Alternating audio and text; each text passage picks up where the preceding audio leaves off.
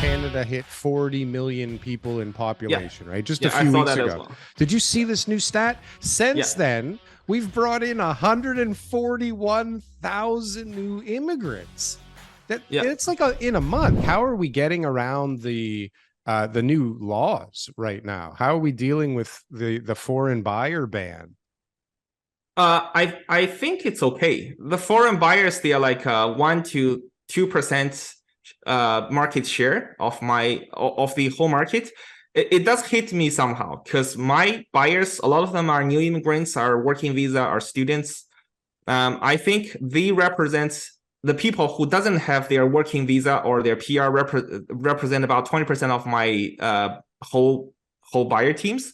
So my business did get affected by the foreign buyer ban somehow, but I think it really doesn't make a lot of change to the overall market. We are dominated by local buyers, not really by foreign buyers. This is more of a political propaganda in a way that I do this so that I show to my voters that I'm doing something for you. Right. The voters that don't vote, the ones overseas, right?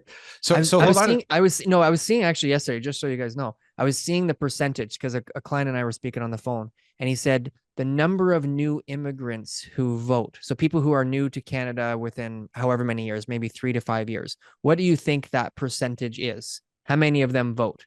It's very low because new immigrants means people who get their PR, permanent resident. They cannot vote until they become citizenship. So sorry, I'm talking about citizens. I'm people who are eligible to vote. Oh, they probably run out and vote right away because they got the right. I first said it was low. I said, what do they care about? It's probably super high. It's almost 80%. Yeah, because they're so happy that they now have their citizenship. But you're right. If they don't have they're proud. They can't vote. Yeah. But the ones who have actually gotten their citizenship, it's like 80%. And what's the total Canadian population percentage of voting? Like, I don't know, 30 to 40%. 30%. That's low. Yeah, 40%. It's low, right? Like it's all of them. Yeah. It's all of them. It's all just the new immigrants voting. This is like back on the docks when people would come here, from Ireland and Europe. They would be giving them. They'd say, "Oh yeah, welcome. You want your immigration papers? Great. Well, I need you to vote for me next Wednesday, so then that way I can be elected." And they would buy all their votes. And so all these people who are coming in, it's the same thing. It's like, yeah, come here, just in a different way, because they know that they're going to be the ones who are voting, liberal or whoever it is that's approving all this. Obviously, the liberal government. But I also want to share an interesting thing for you. Okay, I think in the Chinese community, most people likes the liberals a lot before they get their permanent resident.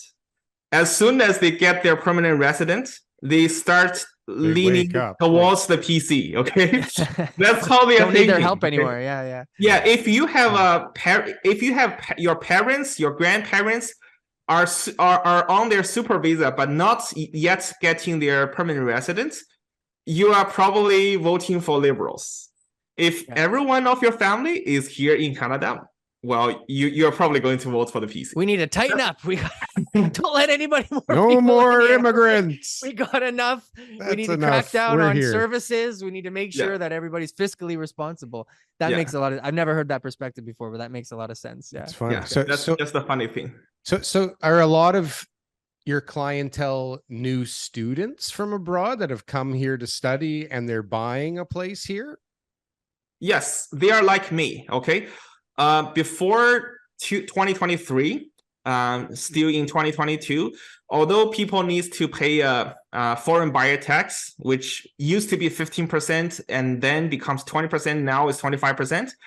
But the student visa, they can still buy. I try to sell them pre-construction because when they buy, they lock in the price. After 3 to 5 years, they already get their PR, so they are not really paying for the foreign buyer tax. Starting this year, people in that category, they can no longer buy. So I can only do lease business for them and try to hold on. They can't even enter into I didn't know this. They can't even enter into a pre-construction contract? No, they cannot. If they enter, my license will be suspended for however long it is. Okay. So they can only lease. Yes. And they can buy commercial. But the thing is that they don't have enough money and knowledge to buy commercial. I buy multifamily myself. I just bought 10 units in Welland. I imagine you did. Yes, for them to live in while they move here. Is it near a school by any chance? Not really near school. It's just No. 10 units leasing to pretty much local people. Wow. But I think for students, they don't have the energy, they don't have the knowledge, they don't have really the fund to buy a complicated projects like this. So where are they living stop buying. though? Where are they living? Where? I don't get it. Like there's so many. They Did you rent. see? I saw this stat. This stat is crazy. Okay, so I don't know how long ago, 3-4 weeks ago, Canada hit 40 million people in population, right? Just a few weeks ago. Well. Did you see this new stat? Since then, we've brought in 141,000 new immigrants. It's like in a month. 141. That's like half of what we brought in a year a couple of years ago. Like, where are all these people going? Did you see the lineups at this pre-construction thing in Woodstock? Yeah. Like what I don't understand. Freehold? I'm not the best at math, but like the math on the demand and the supply, I don't care how many vacant homes there are. Like something doesn't add up at all here. Where are all these new students living if they can't even buy a place now? Where are they? Yeah, I can comment a little bit on that.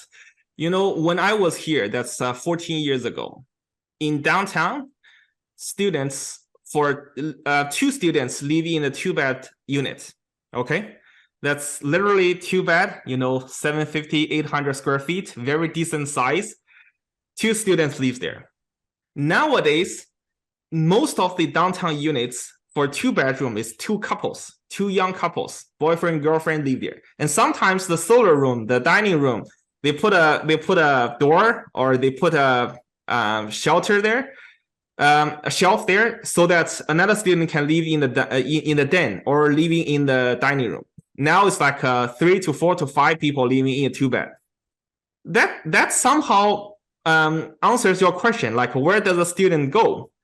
They do find a place. They just find a smaller place. Yeah, this is what we keep talking about, though, TK, is like people just, first of all, I don't know that that's legal, but like this is what has to happen to fill, to get people in places is all these crazy chop up jobs that people have to do where, okay, so that's why I was asking before how many units you're allowed, because you could be allowed to do 6, but the house could be chopped up into like 12 pretty easily. And there's a lot of people that they don't give a shit, right? They don't care how many they're allowed to do, right? Yeah.